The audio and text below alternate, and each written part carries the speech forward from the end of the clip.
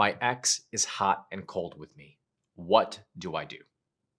Hey guys, my name is Danny. I'm your life and relationship coach. And obviously, based on the title of this video, we are talking about hot and cold exes, being in a situation where you feel like you are in this push and pull dynamic. 1 second, it feels like you are making progress. The next second, it feels like you are back to square one. First and foremost, I understand how incredibly frustrating this can be. Um, you probably feel like you're banging your head up against the wall. You probably feel like you're crazy. You feel like you're losing your mind because every time you take a step forward, you end up taking 2 steps back. And the most difficult part about this is that you feel like you are not in control because you are relying on your ex to also contribute, to also commit, to also stay consistent, but they are not, which is why you are in the situation that you are currently in. I wanted to record this video because it's actually one of the subjects, one of the topics that was asked to be covered by one of our subscribers. So yes, I do read the comments. Yes, I do read what you say. When you go onto our page and you watch our videos and you contribute your stories, I appreciate you guys so much for investing the time, for coming to the channel, for seeking help and support and wanting to grow. So, this was one of those videos that somebody had requested, and I wanted to invest the time in providing you with some answers, right? So, the hot and cold dynamic. The first thing that we have to try to do is understand why our ex is being hot and cold. And one of the things that I've come to find over many, many, many coaching sessions is that individuals who are in a hot and cold dynamic, a lot of the times it is because your ex is hurt. They're ashamed. They regret the decision that they made. However, because they made the decision, ego kicks in and they want to stick to their decision. So sometimes it's easier for them to still have you around to a certain capacity. Now, the tricky part is once you start to get closer, once you start to feel like there is a bond forming, they push you away. Now, why is this? They push you away because they want to keep you at arm's length. They don't want you to feel like they are leading you on. Even though what ends up happening is they do lead you on because you are in this push and pull, hot and cold dynamic. But for them, it's difficult, right? Because they freak out.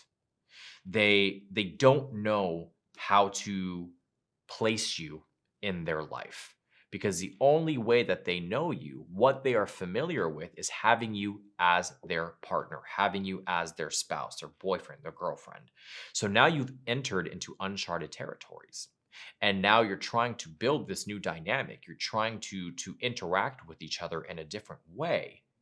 And if you start to get closer with one another, if that level of attraction starts to rise, it can cause them to freak and pull back, which is why you're feeling this, you know, progression and then regression. So, what do? How do you handle that? How do you manage that? The one thing that I tell people all the time is you have to utilize no contact rule. And as difficult as that may be, it is crucial. The only way that you can break a hot and cold cycle is to remove yourself from the equation. And by removing yourself from the equation, it gives you the ability to really view the situation objectively, to really become a little bit more introspective, to reevaluate the situation, to reevaluate where you are in your life, how you're feeling, actually be able to emotionally and mentally process the breakup and this new dynamic and how to navigate it and manage it. Because if you are in the thick of it, it's really hard to see past that, right? It's like this. It's the phrase that I'm sure you guys have heard before. It's difficult to see the forest for the trees, right? If you are standing in front of a tree, all you can really see is that tree. You don't really see the rest of the forest. But if you pull back, you're able to get a full view, a different vantage point of the situation. So pull back. And as counterintuitive as that may feel, as much as it may feel like you are regressing and you're taking a step back, trust that you are not. Because the reality is, and I challenge you to think about this, has your situation worked? Is what you are doing working for you? If the answer is no, then it doesn't hurt to try something else. And you may say to me, look, Coach Danny, I've tried no contact and it just does not work for me. I keep going back. They keep coming back. They keep convincing me to try. They keep, coming around, which is confusing the hell out of me. And of course, I still have feelings for them. And because I have feelings for them, I get it. I understand. But the difference this time is that you are going to commit to staying in a no contact period for at least 30 days, whether they text you, whether they call you, whether they try to reach out to you, whatever the case may be. You are going to stay in a no contact period because what you are doing in this time is taking the power back. You're taking the power away from them. You're pulling them off of the pedestal and you're putting yourself on the pedestal. And what that actually does is it makes them realize the potential that you may not be in their life anymore, that they may have lost you. And that feeling in and of itself may be a catalyst enough to get them to wake up. Because the current dynamic that you are currently in, it's not doing anything for you. They're cruising. They still get to keep you in their life, but they also don't have to technically be responsible for you. They don't have to invest the amount of energy and time necessary to a committed relationship. So they're cruising. And that's not fair to you. So pull back. The last part of this is setting boundaries, right?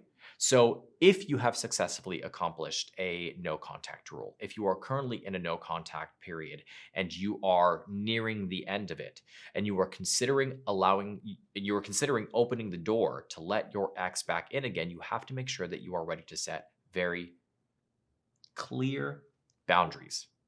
You're not going to play this hot and cold dynamic. And the second they start to go down that road again, you will cut it off, right? Unless they are wanting to form something different, unless they are wanting to really invest the time into you, it is not worth it. And you are willing to set those boundaries and you are willing to step away if it is necessary. Because if you fall back into that hot and cold dynamic, you are back to square one. Now, that doesn't mean that emotionally you're back to square one, right? Because you've already been through this. And the more and more and more you get put through this situation, the less and less and less attached you become to the situation itself. However, that does not mean that it doesn't hurt. That does not mean that it doesn't suck. That does not mean that it doesn't feel like a blow to the ego. But if you are able to set boundaries, if you are able to create protections around yourself, right, and hold yourself to a higher standard, they are going to have to hold you to a higher standard as well, which means they are not going to waste their time coming back around if they are planning on getting back in a hot and cold cycle. And even if they don't plan on getting in a hot and cold cycle and they start to pull away again, you already have a plan in place. So again, it's really about understanding where they are coming from and why you are potentially in a hot and cold cycle. It's about removing yourself from the equation and not contributing or enabling this type of behavior. And the last part of it is setting boundaries if you do plan on opening that door again. If you like this video, please make sure you hit the like and subscribe button down below. I love to have open dialogue with you guys. So if you have any comments, please make sure you leave it in the comment box down below as well. I read as many as I possibly can. I try to respond to as many as I can as well. As you saw in the beginning of the video, I actually pulled this question from the comments on YouTube. So we do read them. We do see what you guys are saying. We do try to answer your questions as much as possible. So if you have any questions, if you are in a particular situation, if you need guidance, leave your comments. I will see them. Maybe you want to know a little bit more. You want to dive in a little bit deeper. You can visit us at www.withmyexagain.com, where we have a multitude of different articles and blogs related to this situation and many other situations as well. If you want a one-on-one coaching session because you feel like you just need a little bit more help, you need more support, I would be more than happy to support you through this situation. You can either book with myself or any of the other amazing coaches we have on the team. There's Coach Natalie, Coach Adrian, Coach Abby, Coach Priyanka. We are all here to help you. This page is for you. This YouTube channel is for you. So utilize it. Utilize us. Reach out to us so that we can help you achieve your goals. We also have an incredible products page on our website. So if you head to the website, you will see a tab that says products. We have curated courses and trainings and audiobooks, anything that it is that you need for your particular situation, you will find there. And I highly recommend checking that out because we spend countless months developing and creating these programs to try to help you through whatever it is you are going through. So when you get to the website, check out that product section, make sure you leave a comment, and you book a coaching session with us if you feel like you need a little bit more help. Again, my name is Danny. I'm your life and relationship coach. I hope you're staying happy and healthy, and I'll see you soon.